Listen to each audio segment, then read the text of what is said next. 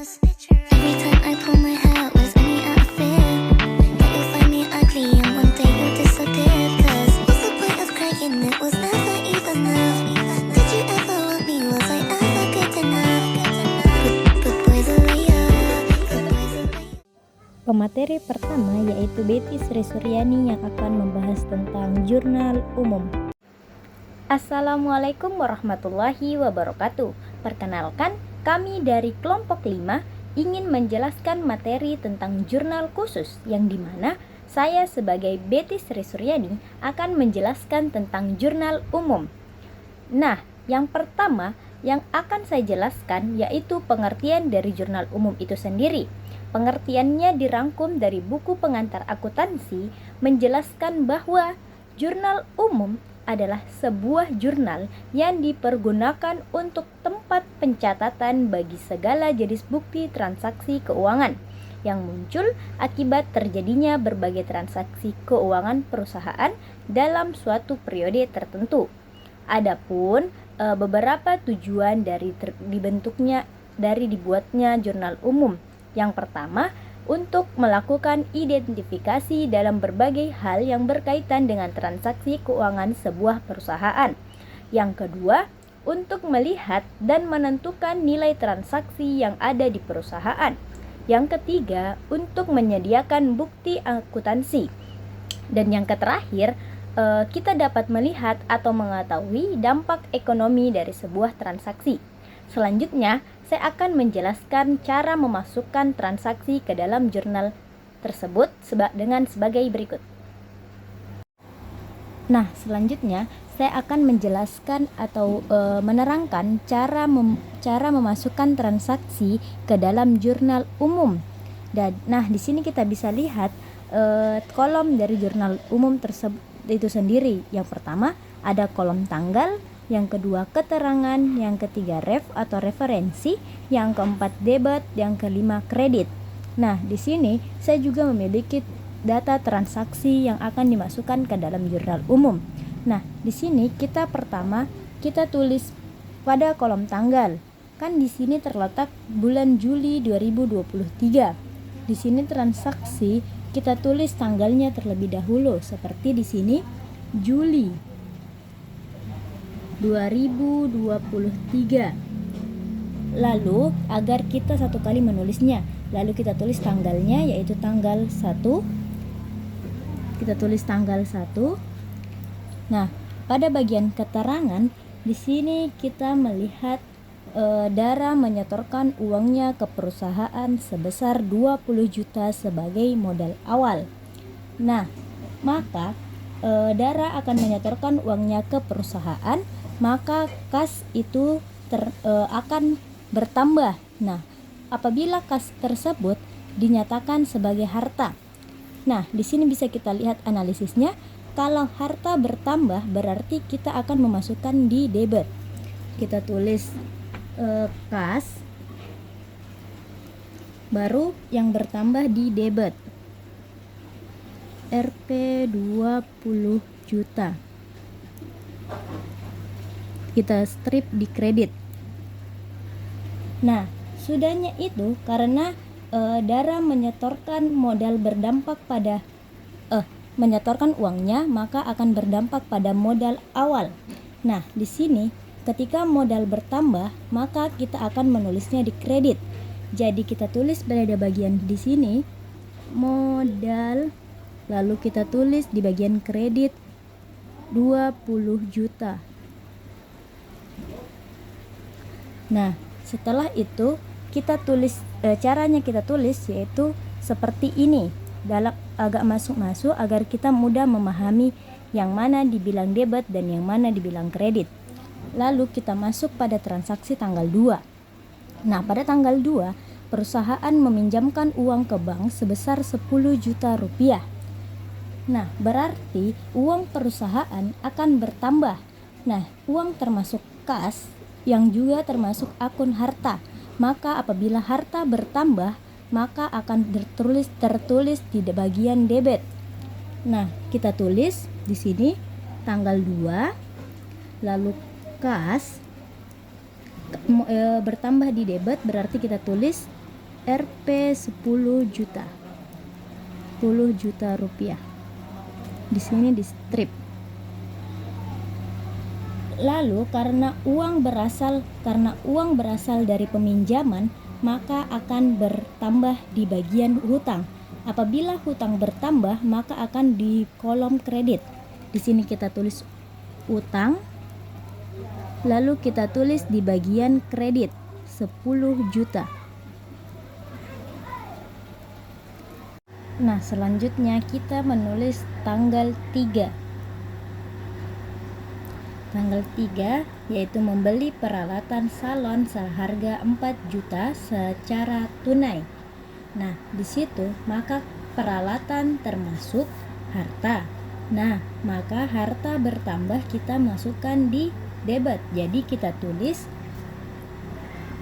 peralatan, kita tulis di debit 4 juta. Setelah itu kita membelinya secara tunai. Maka jika secara tunai maka akan berkurang pada bagian kas. Kas termasuk pada akun harta. Jika harta berkurang maka kita akan memasukkan pada kolom kredit. Nah, jadi kita tulis kas. Jadi di sini berkurang. Kita tulis di kredit 4 juta. Kita di sini strip, di sini strip. Lalu selanjutnya langkah akhir kita akan menjumlah ketiga transaksi ini. Seperti kita tulis di sini jumlah. Di sini jumlahnya 34 juta. 34 juta. Di kredit pun begitu. Ini ditambah ini menjadi 34 juta. Sekian, terima kasih. Selanjutnya, Jun Nuraisa yang membahas tentang jurnal pembelian. Baik, di sini saya akan membahas tentang jurnal pembelian. Nah, jurnal pembelian yaitu jurnal yang dipakai perusahaan untuk mencatat dan menyimpan informasi pembelian. Jurnal pembelian adalah jurnal khusus yang dipakai untuk melacak pesanan bisnis secara kredit. Pembelian atau transaksi tunai tidak dilacak dalam jurnal pembelian karena jurnal ini khusus mencatat secara kredit. Selain tidak mencatat transaksi tunai, jurnal pembelian juga tidak melacak jumlah terutang kepada pemasok barang atau jasa. Jadi, disimpulkan jurnal pembelian adalah jurnal khusus yang mencatat dan menyimpan informasi transaksi secara kredit. Pembelian kredit dilakukan oleh perusahaan apa saja?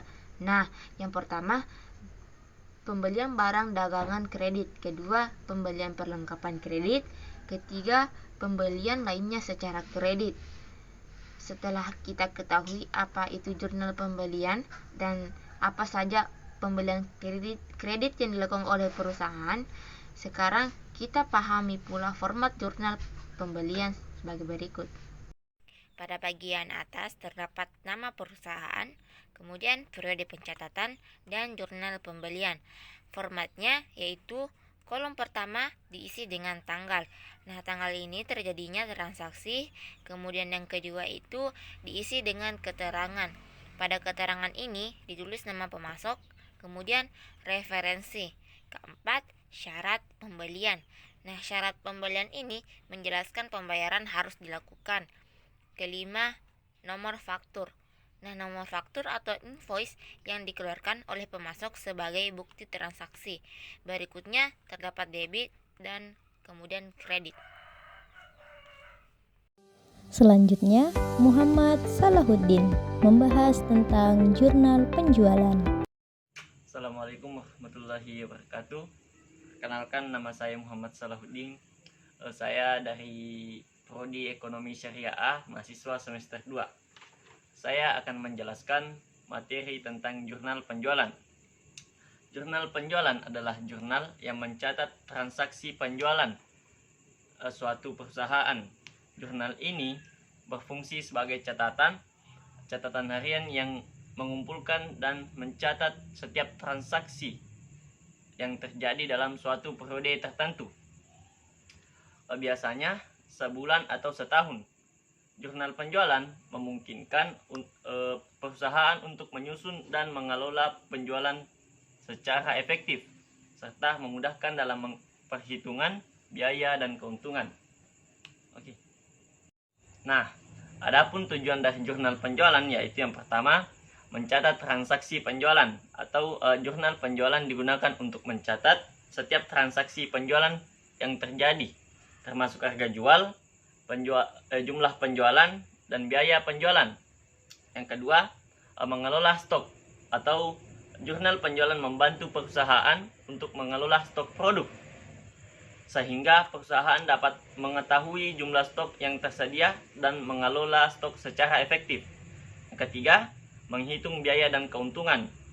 Jurnal penjualan membantu perusahaan dalam menghitung biaya dan keuntungan sehingga perusahaan dapat membuat keputusan bisnis yang lebih baik. Yang keempat, mengelola kredit atau membantu perusahaan dalam mengelola kredit sehingga perusahaan dapat mengetahui jumlah yang diberikan dan mengelola kredit secara efektif. Nah, sebelum itu kita langsung masuk ke contohnya aja atau kita langsung masuk ke tabelnya aja. Nah, ini adalah tabel dari jurnal penjualan. Bisa kita lihat di sini. Nah, kita langsung ke tata cara memasukkannya saja. Pertama, kita tulis tanggalnya yaitu tanggal 2 bulan 12 2021. Nah, kita masukkan nomfakturnya yaitu ini 225 dan keterangannya kita masukkan toko UD Lintang. Nah, noref kita kosongkan dan syarat pembayarannya kita masukkan ini 2/10, N/30. Nah, setelah itu kita langsung ke piutang dagang atau debit, penjualan atau kredit. Kita masukkan nominal yang ini yaitu 4 juta. Oke, nah begitulah cara memasukkan tabel jurnal penjualan. Mungkin sekian dari saya. Wallahi ta'ala sholihin. Assalamualaikum warahmatullahi wabarakatuh. Selanjutnya, Alia membahas tentang jurnal penerimaan kas. Di sini saya akan menjelaskan tentang jurnal penerimaan kas. Jurnal penerimaan kas adalah jurnal khusus yang digunakan untuk tujuan pencatatan kas yang diterima oleh bisnis dari sumber manapun. Dan adapun sumber utama penerimaan kas dalam bisnis, yaitu penanaman modal oleh pemilik, kedua penjualan tunai, ketiga penjualan aset dengan uang tunai, keempat penerimaan dari pelanggan, kelima penerimaan bunga atau sewa dan lain-lainnya, dan yang terakhir pinjaman dari individu, bank atau lembaga keuangan lainnya. Adapun format penerimaan kas. Contoh kasus penerimaan kas. Toko Makmur Jaya. Toko Makmur Jaya pada bulan Agustus 2022. Pada tanggal 1 Agustus, Toko Makmur Jaya memberikan gaji karyawan sebesar 5 juta. Keterangan pembayaran gaji 5 juta kita masukkan kas dan akun lainnya pada tanggal 3 Agustus penjualan tunai mencapai 7 juta. Keterangan penjualan tunai 7 juta dimasukkan di kas dan penjualan. Dan pada tanggal 7 Agustus menerima pinjaman dari bank sebesar 15 juta. Keterangannya peminjaman bank. Dan 15 juta dimasukkan di kas dan akun lainnya.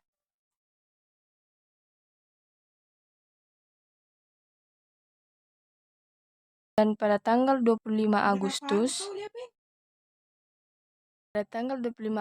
menerima 9 juta secara kredit dari reseller dengan diskon penjualan 300. 9 juta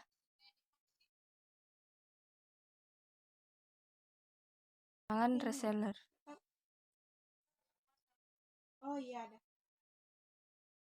dan diskon penjualan 300.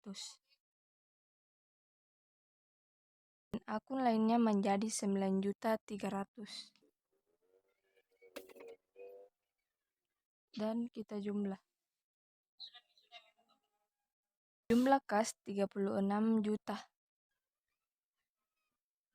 Diskon penjualan 300.000. Penjualan 7 juta. Terus 29.300.000.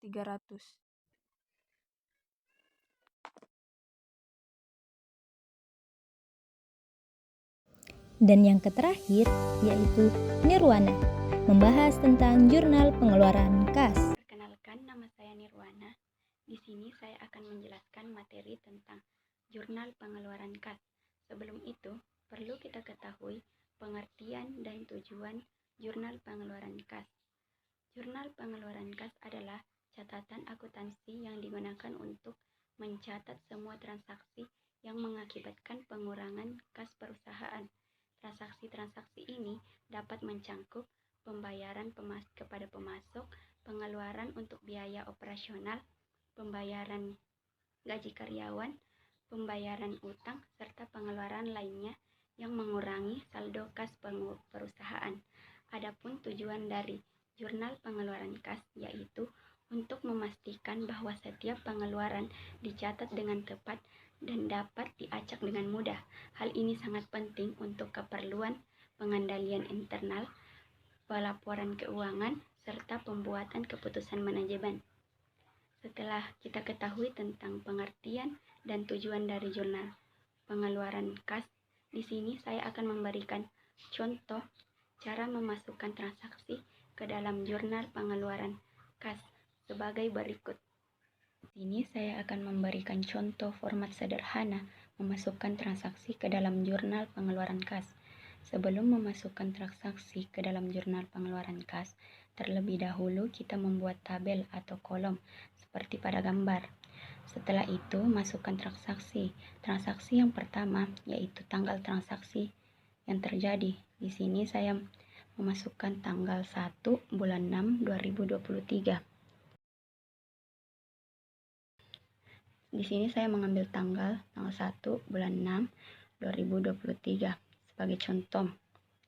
Setelah memasukkan tanggal, selanjutnya memasukkan nomor bukti transaksi seperti cek atau kwitansi. Di sini saya mengambil nomor bukti sebagai contoh yaitu 1, 2, 3, 4, 5. Lanjut, kita ke kolom deskripsi. Mengenai pengeluaran di sini saya mengambil contoh yaitu pembayaran listrik.